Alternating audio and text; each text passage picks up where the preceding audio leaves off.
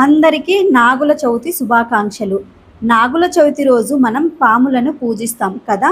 ఈరోజు మనం పాలు చలివిడి నైవేద్యంగా నాగదేవతలకు సమర్పించుకుంటాం. అసలు ఇలా పెట్టడం వెనుక అర్థం ఏంటో మీకు తెలుసా?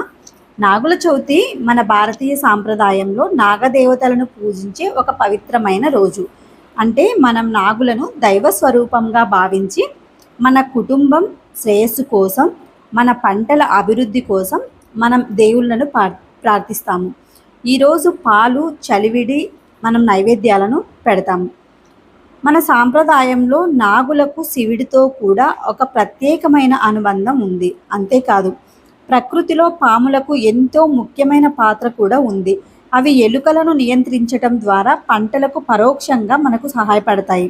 అందుకే నాగుల చవితిని కేవలం ఒక పూజగా కాకుండా మన చుట్టూ ఉన్న జీవరాశులకు, ప్రకృతిని గౌరవించే సాంప్రదాయంగా కూడా మనం భావిస్తాము.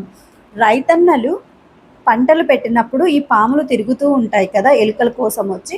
అప్పుడు మనం భయపడకుండా ఉండటం కోసం, మన భయాన్ని పోగొట్టడం కోసం ఈ పండగను మనం జరుపుకుంటాము. అంటే మన సాంప్రదాయం మనకు చెప్పేది ఏంటి?